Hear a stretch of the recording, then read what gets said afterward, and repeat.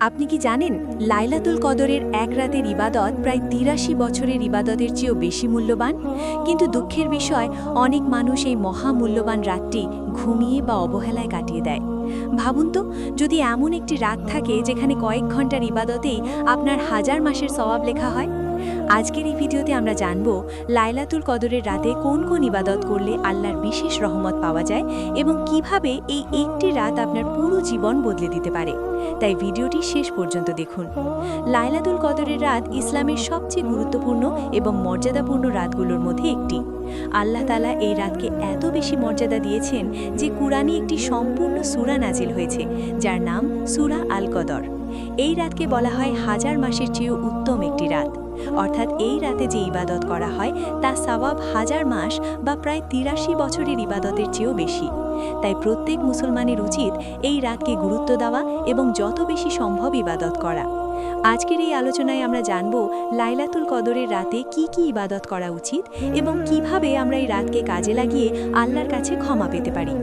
রমজান মাস রহমত, বরকত এবং মাগফিরাতের মাস। এই মাসে আল্লাহ তাআলা বান্দাদের জন্য জান্নাতের দরজা খুলে দেন এবং জাহান্নামের দরজা বন্ধ করে দেন। শয়তানদের শিকলবন্দি করা হয় যাতে মানুষ সহজে আল্লাহর পথে চলতে পারে। এই বরকতময় মাসের শেষ 10 রাতে লুকিয়ে আছে সেই মহিমান্বিত রাত লাইলাতুল কদর। রাসূলুল্লাহ সাল্লাল্লাহু আলাইহি ওয়াসাল্লাম রমজানের শেষ 10 রাতে বেশি বেশি ইবাদত করতেন এবং তার পরিবারকেও ইবাদতের জন্য জাগিয়ে দিতেন। লাইলাতুল কদর এমন একটি রাত যেই রাতে আল্লাহ তাআলা মানুষের ভাগ্য নির্ধারণ করেন। অনেক আলেম বলেন এই রাতে আগামী 1 বছরের জন্য মানুষের জীবনের অনেক গুরুত্বপূর্ণ বিষয় নির্ধারণ করা হয়। তাই এই রাতে যদি বান্দা আল্লাহর কাছে দোয়া করে, তওবা করে এবং ক্ষমা চায়, তাহলে আল্লাহ তাকে ক্ষমা করে দেন। এই রাতের ফজিলত এত বেশি যে একজন মুমিন যদি আন্তরিকভাবে ইবাদত করে তাহলে তার পূর্বের অনেক গুনাহ মাফ হয়ে যেতে পারে। এই রাতে সবচেয়ে গুরুত্বপূর্ণ ইবাদত হলো নামাজ। বিশেষ করে নফল নামাজ পড়া খুবই ফজিলতপূর্ণ।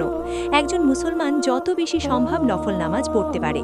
তাহাজ্জুদ নামাজ পড়া এই রাতের অন্যতম বড় আমল। রাতের নির্জনে দাঁড়িয়ে আল্লাহর কাছে কান্নাকাটি করে দোয়া করা একজন মুমিনের জন্য অনেক বড় সৌভাগ্যের বিষয়। আল্লাহ তার বান্দার কান্না খুব পছন্দ করেন এবং যে বান্দা আন্তরিকভাবে আল্লাহর কাছে ফিরে আসে, আল্লাহ তাকে কখনো ফিরিয়ে দেন না।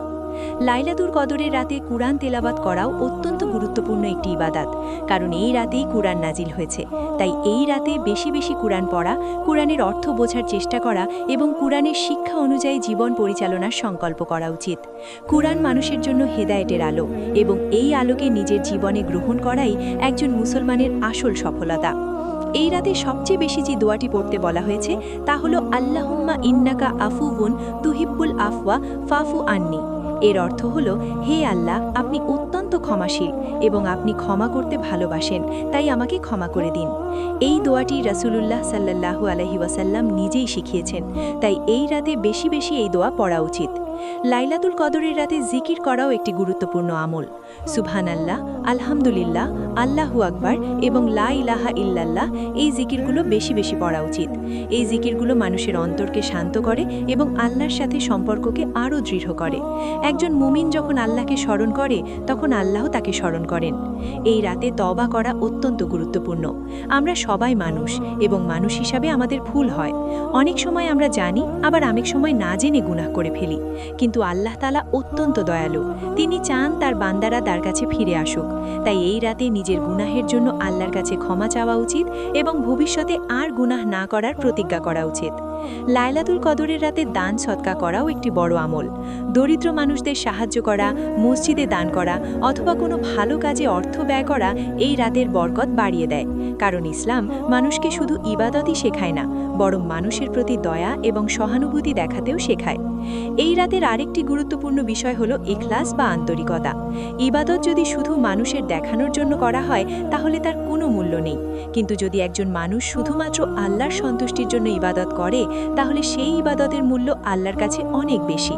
তাই এই রাতে আমাদের উচিত অন্তরকে পরিষ্কার করা এবং একমাত্র আল্লাহর সন্তুষ্টির জন্য ইবাদত করা।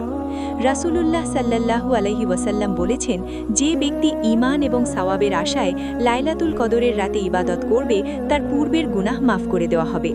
এই হাদিস থেকে বোঝা যায় এই রাত কত বড় নিয়ামত। তাই একজন বুদ্ধিমান মুসলমান কখনোই এই সুযোগ হাতছাড়া করবে না। আমাদের অনেকেই জানি না লাইলাতুল কদর ঠিক কোন গোপন রাত। তাই রাসূলুল্লাহ সাল্লাল্লাহু আলাইহি ওয়াসাল্লাম আমাদেরকে রমজানের শেষ 10 রাতে বেশি বেশি ইবাদত করতে বলেছেন এবং বিশেষ করে বেজোর রাতগুলোতে লাইলাতুল কদর খুঁজতে বলেছেন। অর্থাৎ 21, 23, 25, 27 এবং 29 তারিখের রাতগুলোতে বেশি বেশি ইবাদত করা উচিত। অনেক আলেম মনে করেন 27তম রাতেই লাইলাতুল কদর হওয়ার সম্ভাবনা বেশি, কিন্তু নিশ্চিতভাবে কেউ বলতে পারে না। তাই একজন মুমিনের উচিত শেষ 10 রাতে বেশি বেশি ইবাদত করা। এতে করে যদি কোনো এক রাতে লাইলাতুল কদর থাকে তাহলে সেই রাতের বরকত পাওয়া যাবে। এই রাতগুলোতে দুনিয়ার সব কাজ থেকে নিজেকে কিছুটা দূরে রেখে আল্লাহর দিকে মনোযোগ দেওয়া উচিত। শেষ কথা হলো, লাইলাতুল কদর এমন একটি সুযোগ যা বছরে মাত্র একবার আসে। যদি আমরা এই রাতকে সঠিকভাবে কাজে লাগাতে পারি তাহলে আমাদের জীবনের অনেক গুনাহ মাফ হয়ে যেতে পারে এবং আল্লাহর কাছে আমাদের মর্যাদা অনেক বেড়ে যেতে পারে। তাই আসুন আমরা সবাই চেষ্টা করি এই রাতগুলোতে বেশি বেশি ইবাদত করতে, আল্লাহর কাছে ক্ষমা চাইতে এবং নিজেদের জীবনকে পরিবর্তন করার চেষ্টা করতে। আল্লাহ তাআলা আমাদের সবাইকে লাইলাতুল কদরের রাতের বরকত লাভ করার তৌফিক দান করুন এবং আমাদের গুনাহগুলো ক্ষমা করে দিন।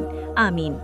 প্রিয় দর্শক, আশা করি আজকের এই আলোচনা থেকে আপনি লাইলাতুল কদরের রাতের গুরুত্ব এবং এই রাতে কি কি ইবাদত করা উচিত তা জানতে পেরেছেন। যদি ভিডিওটি আপনার ভালো লাগে তাহলে অবশ্যই ভিডিওটিতে একটি লাইক দিন, কমেন্ট করে আপনার মতামত জানান এবং এমন আরও ইসলামিক ভিডিও পেতে এখনই আমাদের চ্যানেল আল হক মিডিয়া সাবস্ক্রাইব করুন এবং বেল আইকনটি চাপুন। আপনার একটি সাবস্ক্রাইব আমাদেরকে আরও ভালো ইসলামিক কন্টেন্ট তৈরি করতে অনুপ্রাণিত করবে। সবাই ভালো থাকুন। আল্লাহ হাফেজ।